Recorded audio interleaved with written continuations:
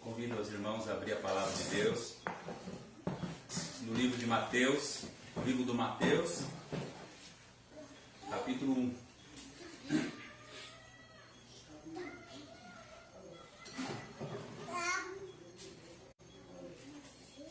Livro de Mateus, capítulo 1.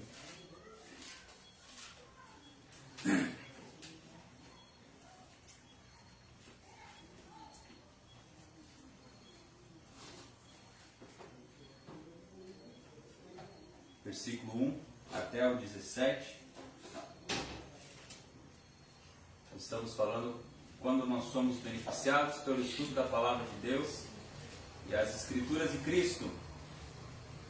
No livro de Mateus, capítulo 1, do versículo 1, a palavra de Deus diz assim: livro da genealogia de Jesus Cristo, filho de Davi, filho de Abraão. Abraão gerou a Isaque, Isaque a Jacó, Jacó a Judá e a seus irmãos. Judá gerou de Tamar a Pérez e a Zerá. Pérez gerou a Esrom, Esrom a Arão. Arão gerou a Aminadab e a Aminadab a Naasson. Naasson a Salmão. Salmão gerou de Raabe a Boaz. Este de Rute gerou a Obed. Obed a Jessé. Jessé gerou ao rei Davi e o rei Davi a Salomão, da que fora mulher de Urias. Salomão gerou a Roboão, Roboão a Abias, Abias a Asa. Asa gerou a Josafá, Josafá a Jorão, Jorão a Uzias. Uzias gerou a Jotão, Jotão a Acás, Acás a Ezequias. Ezequias gerou a Manassés, Manassés a Amon, Amon a Josias. Josias gerou a Jeconias e aos seus irmãos no tempo de exílio da Babilônia. Depois do exílio da Babilônia, Jeconias gerou a Salatiel e Salatiel a Zorobabel. Zorobabel gerou a Abiúde, Abiúde a Eliaquim, Eliaquim a Azor. Azor gerou a Sadoque, Sadoque a Aquim, Aquim a Eliude. Eliude gerou a Eleazer, Eleazer a Matã e Matã a Jacó. E Jacó gerou a José, marido de Maria, da qual nasceu Jesus, que se chama o Cristo. De sorte que todas as gerações, desde Abraão até Davi, são 14. E desde Davi até o exílio da Babilônia, 14. E desde o exílio da Babilônia até Cristo, 14. O tema da mensagem dessa noite, meus irmãos, é nomes de filhos que vocês podem dar quando vocês tiverem. Não é não. Por Cristo e para Cristo. Nós temos vários nomes bonitos aqui, né? Zorobabel, Roboão.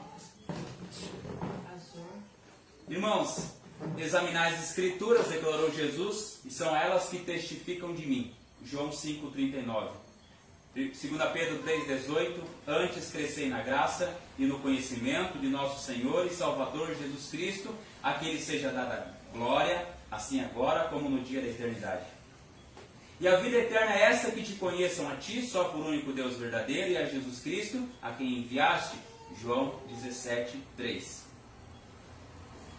Nós somos beneficiados quando nós estudamos a palavra de Deus, quando entendemos que toda a história é por Cristo e para Cristo. Quero falar um pouquinho sobre Mateus, sobre o autor desse livro. Mateus significa presente do Senhor, dádiva de Deus. Ele era também chamado de Levi. Lucas, Marcos chamam ele de Levi. Ele era publicano, que deixou tudo para seguir Jesus. Mateus foi um dos 12 apóstolos. Em sua própria lista dos 12, em Mateus 10:3, ele se chama explicitamente de o publicano.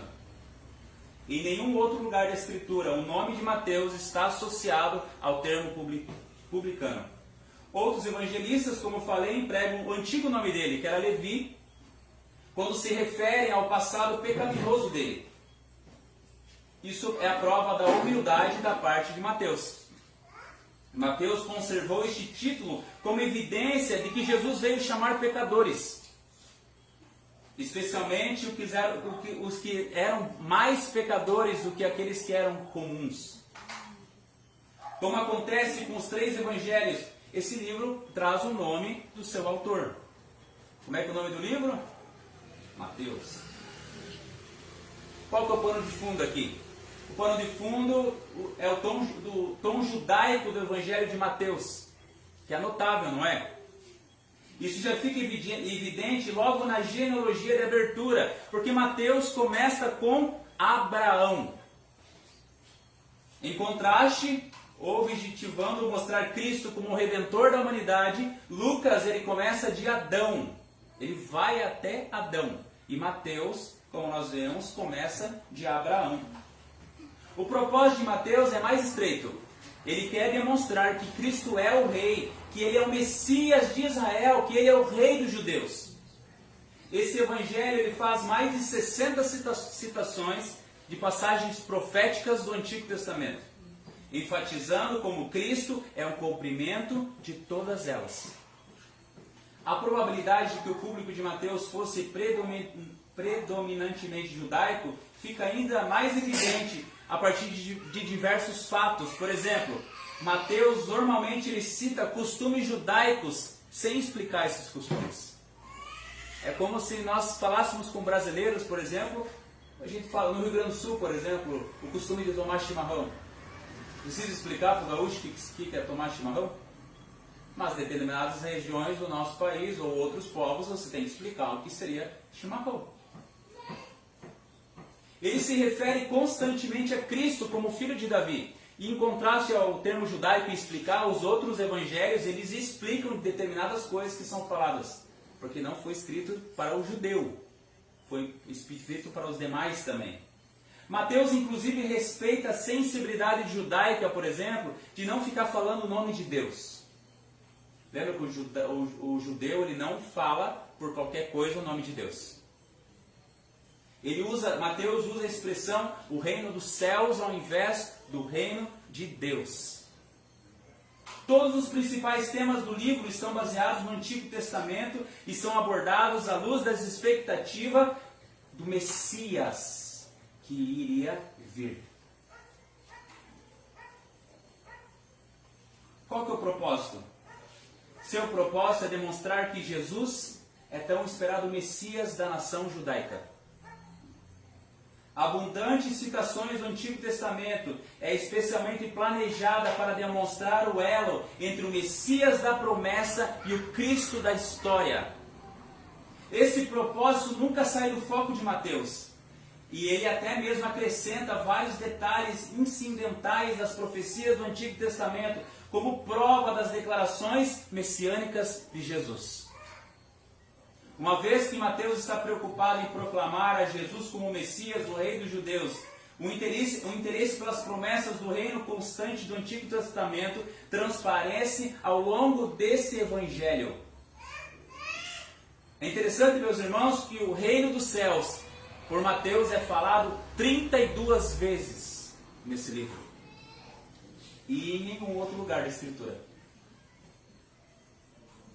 Como nós vemos, o tema dessa noite é por Cristo e para Cristo. O primeiro livro do Antigo Testamento nos mostra o caminho, os passos para o nascimento e a criação. Deus criou os céus e a terra e foi falando o que foi sendo criado, não é? Até chegar no primeiro Adão. No primeiro livro do Novo Testamento, nós vemos o caminho, os passos para o nascimento do segundo Adão. O que nós lemos aqui, esses 17 versículos, nos mostra os passos até chegar até Cristo. O caminho que foi percorrido até Cristo. No primeiro Adão, o seu pecado afetou todos os homens. Todos os homens pecaram e destituídos estão da glória de Deus. O pecado contaminou toda a humanidade. Agora todos nós nascemos do pecado e em corrupção. Sem a graça de Deus, todos nós estamos condenados. O segundo Adão é o Salvador prometido que veio tirar o pecado de muitos. Mateus tem o propósito de provar à luz do Antigo Testamento que Jesus é o Rei dos judeus, que Ele é o Messias, que Ele é o prometido por Deus. Porque ele precisa provar que Jesus não é apenas mais um. Não é apenas um revolucionário, não é apenas mais um sábio, não é apenas mais um mestre.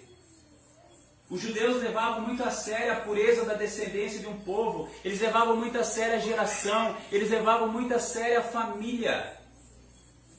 É como acontece nas monarquias, não é? O sempre é passado de geração a geração. Não é de repente alguém entra no meio ali. A genealogia servia, além disso, para outros propósitos, como funções, questão econômica, questão tribal, questão política, questão até doméstica. Mateus cuidadosamente nos prova que Jesus é Cristo, que Jesus é o Messias, que Jesus é o prometido de Deus. Ele nos mostra que ele é judeu por excelência, que ele é filho de Davi, autêntico messiânico, que ele é filho de Abraão. Esse Messias que iria nascer é o prometido. No versículo do 1 até o 17, nós vemos a genealogia do rei dos reis, do Senhor dos senhores. Ele não é qualquer rei, ele não é qualquer pessoa, mas aquele que governa todas as coisas, como nós cantamos, nos céus e na terra. Primeiro item dessa noite: Deus tem um propósito perfeito. Versículo 1 fala assim: livro da genealogia de Jesus Cristo, filho de Davi, filho de Abraão. Aqui nós vemos o prometido. O Antigo Testamento, ele promete a vinda do justo servo do Senhor. Abra comigo em Isaías 42. Livro de Isaías, capítulo 42, do versículo 1 até o 9.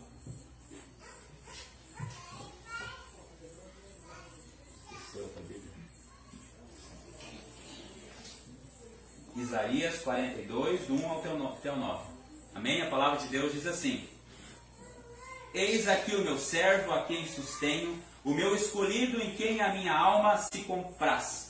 Pus sobre ele o meu espírito, e ele promulgará o direito para os gentios. Não clamará, nem gritará, nem fará ouvir a sua voz na praça. Não esmagará a cana quebrada, nem apagará a torcida que fumega. Em verdade, promulgará o direito. Não desanimará, nem se quebrará até que ponha na terra o direito, e as terras do mar aguardarão a sua doutrina. Assim diz o Senhor, que criou os céus e os estendeu, formou a terra e tudo quanto produz, que dá fôlego de vida ao povo que nela está, e o espírito aos que andam nela. Eu, o Senhor, te chamei em justiça, tomar-te-ei pela mão, e te guardarei, e te farei mediador da aliança com o povo, e luz para os gentios. Para abrires os olhos aos cegos, para tirares da prisão o cativo e do cárcere os que jazem em trevas. Eu sou o Senhor, este é o meu nome, a minha glória, pois não darei a outrem, nem a minha honra às imagens de escultura. Eis que as primeiras predições já se cumpriram, e as novas coisas eu vos anuncio, e antes que se sucedam, eu vou-las farei ouvir. Então, no Antigo Testamento, em Isaías 42, é prometido o justo servo do Senhor. Em Deuteronômio 18, abra comigo, meus irmãos, Deuteronômio capítulo 18.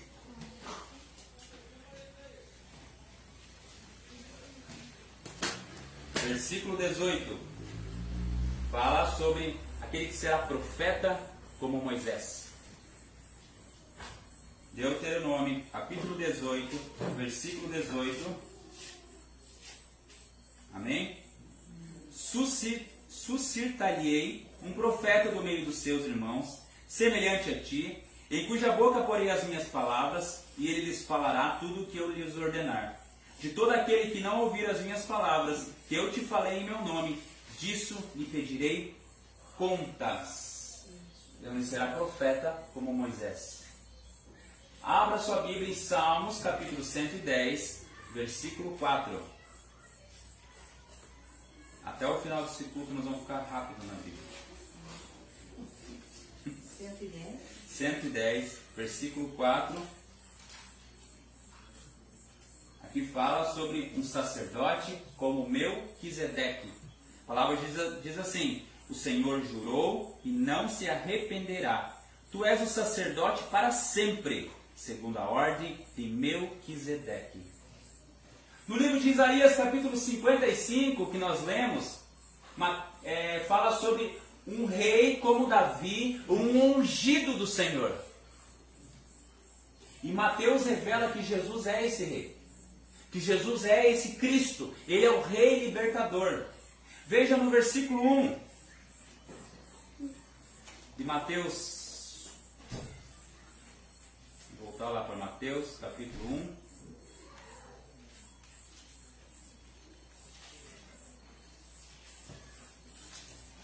Ele fala, filho de Davi, filho de Abraão. Ele é o filho de Davi, cujo trono jamais terá fim. Ele é o filho de Abraão, onde todas as famílias serão abençoadas, como diz a palavra do Senhor. Versículo 2, a palavra diz, Abraão gerou a Isaque, Isaque a Jacó. Do lado, Samanta. Senta do lado. Mateus passa em silêncio por Ismael. Nós não temos aqui Ismael, temos? Ismael era o primogênito de Abraão. E por Esaú também, que era o irmão mais velho de Jacó. Eles são citados aqui? Ismael e Esaú, eles foram tratados como estranhos, não é verdade? E o versículo 3 fala, no versículo 2, no finalzinho fala, Jacó a Judá e aos seus irmãos. Ele aqui mostra que a bênção prometida de Cristo não se refere apenas à tribo de Judá, mas a todos os filhos de Jacó, que Deus reuniu na sua igreja. Mas tem algo muito importante aqui também. Judá não tinha outros irmãos mais velhos que ele? Aqui vemos que a exclusão da linha de descendentes não é determinada por idade. Tampouco é determinada pelos méritos humanos. O que Judá tinha diferente dos outros? Judá ajudou a vender seu irmão, não é? O que ele tinha de diferente dos demais? O que determina então? Tão somente a soberana graça eletiva de Cristo, de Deus. A soberana graça eletiva de Deus. Verso 3 ao 6. As mulheres não são frequentemente nomeadas nas genealogias do Oriente Próximo, não é? Nas outras genealogias não é citado mulheres. Mas elas são inerentes aos propósitos de Deus em enviar Cristo. Elas fazem parte, não fazem parte de toda a linha do Senhor Jesus? Aqui vemos mulheres nomeadas. E elas nos lembram que Deus com frequência realiza o inesperado e escolhe o improvável. Quantos homens maus no Antigo Testamento que fizeram muitas vezes as mulheres serem subjugadas, não é? E aqui o Senhor nos mostra, nos corrige aqueles acerca disso. Dá valor a elas, não é? Irmãos, eu trouxe uma aplicação aqui, que esses dias até foi perguntado, foi falado. Eu quero deixar registrado nesse momento. Mulheres podem ser pastoras? 1 Timóteo 2, 11 e 13 fala: a mulher aprende em silêncio, com toda submissão, e não permite que a mulher ensine nem exerça autoridade de homem. Esteja, porém, em silêncio, porque primeiro foi formado Adão, depois Eva. As mulheres são importantes no reino de Deus? Sim. Sempre foram, não são? Não foram e não são muito importantes no reino de Deus? Elas não são importantes na obra do Senhor? Na Bíblia nós temos dezenas de mulheres que foram instrumentos de Deus. Mas ao homem e à mulher, Deus deu papéis diferentes e distintos. Ao homem o papel de liderar e cuidar da mulher. A mulher o papel de ser ajudadora. Antes de tudo, antes do pecado, Deus não deu a Eva para Adão para ser ajudadora dele? Qual é o plano perfeito de Deus? Adão, liderança, a mulher, ajudadora, não é? O plano de Deus é ruim? No meio cristão, nós nunca tivemos problema em relação a isso. Nunca se teve em toda a história da igreja, nunca se teve problema em relação a isso. Mas recentemente, com um braço do feminismo entrou nas igrejas. Depois que o feminismo começou a adentrar, foi criado a pastora, a apóstola, a bispa, como vocês desejam chamar. O feminismo se implantou nas igrejas como uma forma bela de dizer: nós vamos valorizar as mulheres. Mas isso é uma oposição a Deus e a sua palavra. Essa é a função que Deus deu às mulheres? Não foi, não é? É uma demonstração de rebeldia contra Deus e sua palavra. As mulheres sempre foram ativas, sempre exerceram muitas e diferentes atividades. Quando nós lemos o Novo Testamento, a Bíblia cita muitas mulheres que ajudaram no reino de Deus. Mas não precisava ser pastora, precisava? Não precisava estar na liderança, precisava? As mulheres são encorajadas a ensinar outras mulheres, as crianças, os seus filhos, mas jamais como pastoras. A igreja deve andar pelo ensino das Sagradas Escrituras. Homens e mulheres são iguais, mas com papéis diferentes, porque Deus é perfeito e faz tudo perfeito. Vamos à lista agora das mulheres citadas? Versículo 3. Judá gerou de Tamar, Pérez e Zera. Aqui estamos lembrando do fracasso de Judá. Em Gênesis 38, versículos 6 ao 30, conta essa história. Ela coabitou com seu sogro.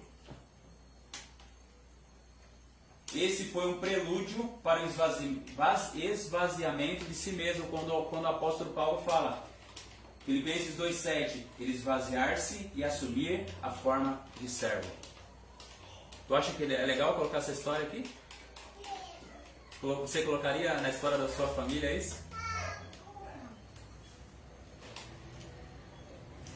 Pérez e Zerá foi gerado da nora e do sogro. O Filho de Deus podia ter mantido sua descendência imaculada e a cura de toda censura ou sinal de infâmia. Mas ele veio ao mundo para estar como um verme, nenhum homem, ou próprio dos homens e desprezado do povo, como fala em Salmo 22,6. E para sofrer a maldição de cruz. Ele não se recusou a admitir uma mancha em sua genealogia, decorrente de relações incestuosas que ocorreram entre seus ancestrais.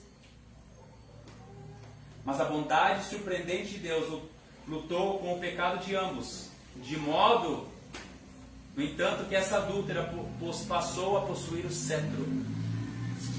Imagina só, meus amados irmãos, o nome dela é citado aqui, mesmo com todos os pecados. E é uma evidência que Deus veio para salvar pecadores. Jesus veio para salvar pecadores. Irmão, se essa lista aqui não fosse colocar pecadores, quantos nomes teria aqui? Só Jesus Cristo ia estar escrito ali. Todos são pecadores, não é? O segundo nome está no versículo 5. Salmão gerou a Raabe, gerou de Raabe a Boaz. Raabe. Quem era Raabe? Em Josué 2 fala que ela era uma prostituta. E ela salvou os espiões e se juntou aos israelitas. Terceira mulher, Rute. Está no versículo 5 também. Este de Rute gerou a Obed. Você sabe o que Rute era? Ela era moabita. Ela era estrangeira. E para os estrangeiros, está escrito lá em Deuteronômio 23, ela foi sujeita a uma maldição especial. Deuteronômio 23, do 3 ao 5, fala assim: nenhuma amonita ou moabita entrará na Assembleia do Senhor eternamente, porquanto não foram ao vosso encontro com pão e água. E no caminho, quando saíeis, do Egito, e porque alugaram contra ti Balaão, filho de Beor, de Petor, da Mesopotâmia, para te amaldiçoar. Porém o Senhor teu Deus não quis ouvir a Balaão, antes trocou em bênção e maldição, porquanto o Senhor teu Deus te amava. Uma moabita faz parte da genealogia de Jesus Cristo. Quarta mulher, versículo 6. Jessé gerou ao rei Davi, e o rei Davi a Salomão, da que fora a mulher de Urias. Quem que era a mulher de Urias? Betseba. Ela foi a derrocada de Davi, não foi? Está em 2 Samuel 11. Todos sabemos o que aconteceu com ela e com Davi, não é? Ela teve uma relação de adultério com Davi, onde Davi mandou até matar o esposo dela por causa disso. E ela consta aqui também. O nome dela está aqui também. Muito interessante a citação de pecadores. No versículo 21 de Mateus 1 nós lemos: porque ele salvará o seu povo dos pecados deles. Qual que é a quinta mulher que aparece aqui? Versículo 16. E Jacó gerou a José, marido de Maria. Maria era pecadora? Sim. Mas a graça, amor e misericórdia de Deus a alcançaram. E lemos sobre ela: bendito és tu entre as mulheres. Bendito é o fruto do seu ventre. Ela foi um instrumento de Deus para cumprir o que está escrito em Isaías 7,14. Portanto, o Senhor vos dará um sinal. Eis que a virgem concederá e dará à luz um filho, e lhe chamará de Emanuel. Emanuel significa Deus conosco. Esse nome transmite a promessa divina de salvar, abençoar e proteger os filhos de Deus. Maria também foi instrumento de Deus para cumprir o que está escrito em Gênesis 3,15, que fala: porém inimizade entre ti e a mulher, entre a tua descendência e o seu descendente. Este te ferirá a cabeça e tu lhes ferirás o calcanhar. Deus, com seu propósito eterno, separou um povo para si. Todos perfeitos? Todos sem máculas? Todos sem defeitos? Pelo contrário, não é? Os homens e mulheres, eles eram imperfeitos. Eles eram cheios de pecados. Eles erraram. Eles mentiram. Começando com Abraão, né? Eles enganaram. Quando fala enganaram, quem que você lembra? Jacó. Muitos desses cometeram pecados graves, como adultério, como assassinato de amigos, não é? Mas Deus usou eles, perdoou eles, santificou eles, restaurou eles para cumprir os seus propósitos. Mesmo que as coisas pareçam que aconteçam de forma aleatória, por sorte ou sem controle, tudo está no controle perfeito de Deus. Ele é soberano sobre tudo e sobre a história também, não é? Na nossa confissão de fé está escrito assim: desde toda a eternidade, Deus mesmo decretou todas as coisas que iriam acontecer no tempo. E isso ele fez segundo o conselho da sua própria vontade, muito sábia e muito santa. Fê-lo, porém, de modo que Deus em nenhum sentido é o autor do pecado, nem se torna corresponsável pelo pecado, nem faz violência à vontade de suas criaturas, nem impede a livre ação das causas secundárias ou contingentes. Pelo contrário, essas causas secundárias são confirmadas, e em tudo isso aparece a sabedoria de Deus em dispor de todas as coisas, e o seu poder e a fidelidade em fazer cumprir o seu decreto. Salmo 103:19 fala: nos céus estabeleceu o Senhor o seu trono, e o seu reino domina sobre tudo. Segundo item dessa noite: os caminhos do Senhor são mais altos do que os céus. Versículo 6 ao 15. Isaías 55, que nós lemos, fala: porque os meus pensamentos não são os vossos pensamentos, mas nem os vossos caminhos, os meus caminhos, diz o Senhor. Porque assim como os céus são mais altos do que a terra, assim são os meus caminhos mais altos do que os vossos caminhos, e os meus pensamentos mais altos do que os vossos pensamentos. Versículo 6 nos fala sobre Davi. Davi era o filho mais velho? Ele era o primogênito? Assim como outros dessa genealogia que nós citamos, como Judá, não é? Você já pensou por que Deus teria levado, por que Deus escolheu Davi? O que levou Deus a escolher Davi? Será que é porte físico? Aparência, destreza, coragem, humildade? Não. A sua graça, não é? Davi era totalmente imperfeito. Sabemos disso na história, não é? Os relatos que se falam sobre ele. Davi foi eleito por Deus para a glória de Deus e para ser instrumento de Deus. Tudo que ele fez de bom foi por causa da graça, misericórdia e amor de Deus na vida dele. Temos também, versículo 7, Salomão, o homem mais sábio do mundo. Mas a Bíblia fala que ele se tornou idólatra. O homem mais sábio do mundo casou com umas 1000 mulheres. Não era tão sábio, né? Se misturou com outros, se jogou nas idolatrias, nas maldades. A Bíblia fala. Teve centenas de mulheres. E o versículo 7 também fala de Roboão, que é um dos filhos de Salomão. Ele dividiu Israel em uma guerra civil e acabou destruindo com a nação. Fala também do rei Acás. Ele queimou seus próprios filhos em sacrifício. Ele perseguiu seu próprio povo. Cerrou ao meio o profeta Isaías. E está aqui, na genealogia. Temos também Manassés. O dia que eu li a história de Manassés, no versículo 10 fala sobre Manassés. O dia que eu li a história de Manassés, eu falei, nossa, como que as pessoas colocam o nome de Manassés?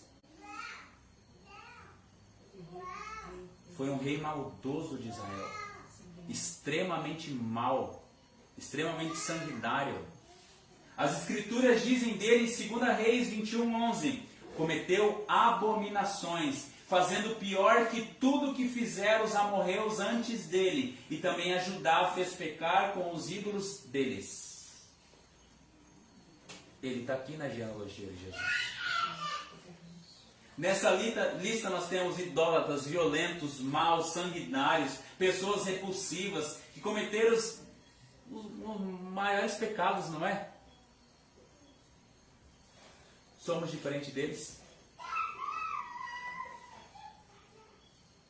A parte da graça de Deus, onde nós estaríamos? A ira de Deus cairia sobre nós. A Bíblia fala que nós não só não somos consumidos por causa da misericórdia do Senhor, por causa do seu grande amor, não é? E se eu e você montássemos um plano, o que nós íamos fazer? Plano da genealogia. Messi no lado direito, Cristiano Ronaldo no meio. Eu estou citando só para dizer que você ia colocar os melhores, não é? Você ia colocar pessoas assim? Você ia escolher pessoas assim para colocar? Não, esse aqui, tira, né? Pula esse, né? Mas eu tenho certeza que esse plano seria imperfeito, seria desorganizado, seria mutável. Qualquer coisa que alguém fizesse, você dizia, não vou tirar isso daqui, ó. Mas o plano de Deus é perfeito. Quantas gerações se passaram de Abraão até Cristo? Dezenas. Mateus colocou apenas os principais. Mas lendo Mateus 1, vemos o quanto o plano de Deus é perfeito. Quantas milhares de pessoas já tinham existido? Quantas pessoas muito mais fortes, mais importantes, muito mais legais, muito mais corajosas, mas não estão nessa lista. O plano de Deus é perfeito e totalmente transcendente. Nós conseguimos entender? Não conseguimos entender. O plano de Deus é único também. Nós vemos as coisas como se acontecessem em ciclos sucessivos, não é? Vamos vendo as coisas conforme elas vão acontecendo. Nós vemos como se fossem muitos os planos, decretos e propósitos de Deus. Não parece que Deus tem um propósito para cada coisa que acontece? E que vai se adaptando conforme as necessidades? É assim? Não. O entendimento infinito de Deus não avança passo a passo ou de etapa em etapa. Deus tem um plano perfeito e vai acontecer tudo conforme Ele determinou. Atos 15, 18 fala: conhecidas por Deus são todas as suas obras desde a eternidade. As coisas não acontecem porque Deus previu que elas aconteceriam, mas porque Ele determinou que elas aconteceriam, por isso que elas acontecem. Até a eternidade, Ele tem um propósito perfeito. Jesus vai voltar que dia e que hora? Deus sabe. É possível nós atrasar a vinda de Jesus? Não. O plano de Deus é imutável. Hebreus 6,17 fala: por isso Deus, quando quis mostrar mais firmemente aos herdeiros da promessa a imutabilidade do seu propósito, se interpôs com juramento. Deus é imutável, assim como o seu plano é imutável. E por Ele ser imutável, Ele cumprirá tudo que promete. Por Ele ser imutável, por isso que Ele é fiel. Não há como fazer Ele mudar de ideia. Imagine Ele ser mutável, igual nós. Quantas vezes nós prometemos as coisas e não cumprimos? E nós muitas vezes mudamos de opinião, não é? Não há como chantagear o Senhor. Você consegue ver quanto que isso é bom, o quanto que isso é perfeito. Imagine se Deus mudasse seu decreto, seu plano, cada vez que acontecesse alguma coisa. Que coisa terrível seria e totalmente caótica, não é? Esse mundo estaria totalmente descontrolado.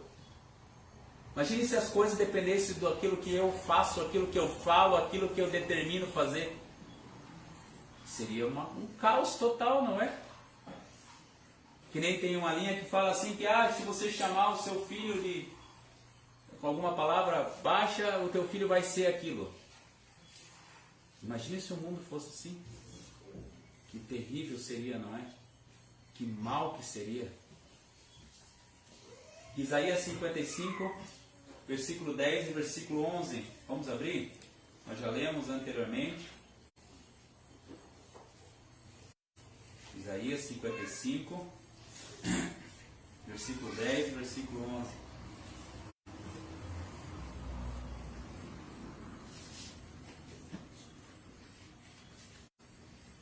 Porque assim como descem a chuva e a neve dos céus, e para lá não tornam, sem que primeiro reguem a terra e a fecundem, e a faça brotar, para dar semente ao semeador e pão ao que come, assim será a palavra que sair da minha boca, não voltará para mim vazia, mas fará o que me apraz e prosperará naquilo para que eu designei.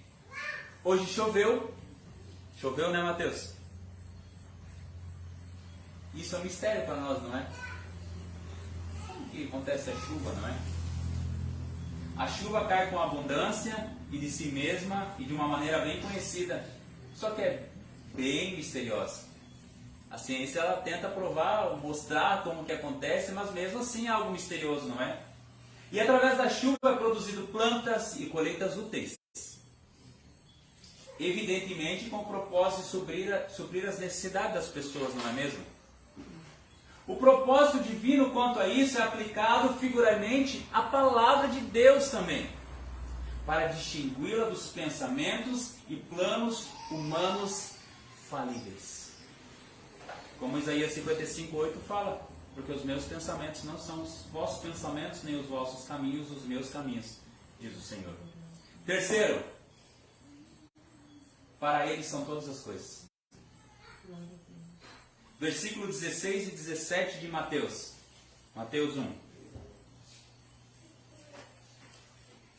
Desde o começo nós lemos gerou.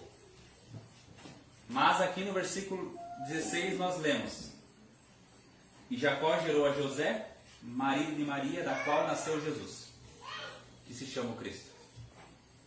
Não vemos a palavra gerou, não é? É para cumprimento da promessa que foi feita. Eis que a Virgem conceberá e dará à luz a um filho.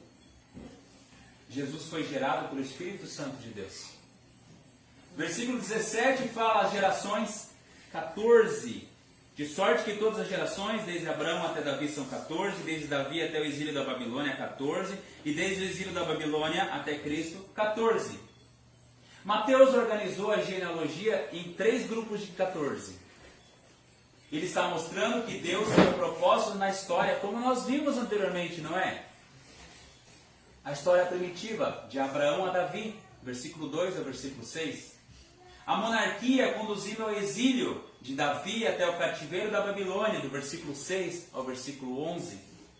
A história de Israel, do cativeiro na Babilônia até o nascimento de Jesus, que é do versículo 11 até o versículo 16. Todas essas coisas estão conduzindo e apontando para Cristo.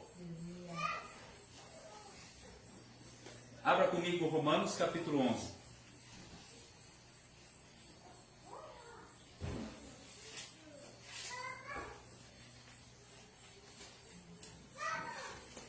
Romanos capítulo 11, versículo 33. Amém? A palavra de Deus diz assim. Romanos 11, 33. Ó profundidade da riqueza, tanto da sabedoria como do conhecimento de Deus. Quão insondáveis são os seus juízos e quão inescrutáveis os seus caminhos. Quem, pois, conheceu a mente do Senhor? Ou quem foi o seu conselheiro? Ou quem primeiro deu a ele para que lhe venha a ser restituído? Porque dele, por meio dele, para ele são todas as coisas. A ele, pois, a glória eternamente. Amém. Muitas vezes nós pensamos que as coisas giram ao nosso redor. Que as coisas foram feitas por causa de nós.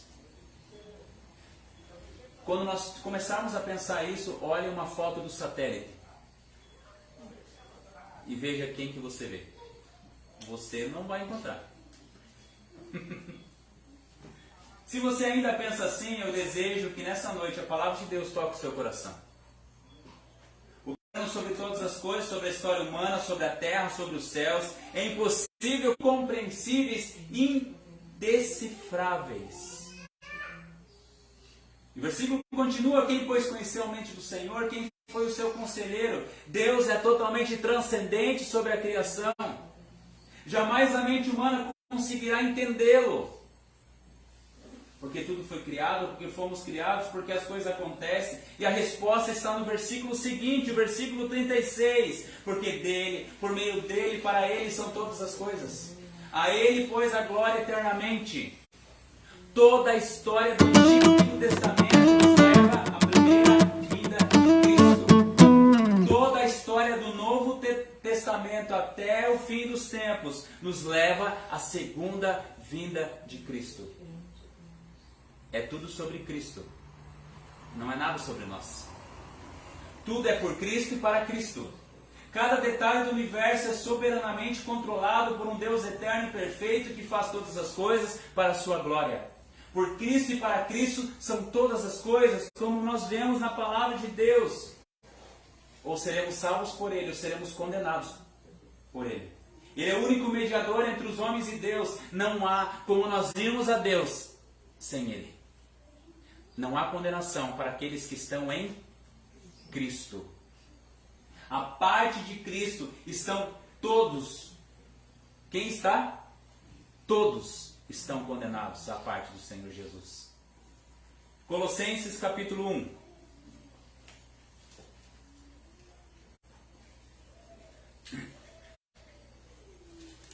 Colossenses capítulo 1, versículo 13.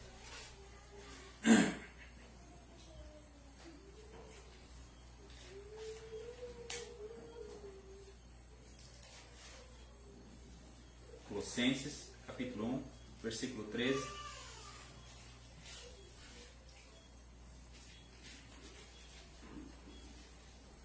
Ele nos libertou do império das trevas e nos transportou para o reino do Filho do seu amor, no qual temos a redenção, a remissão dos pecados.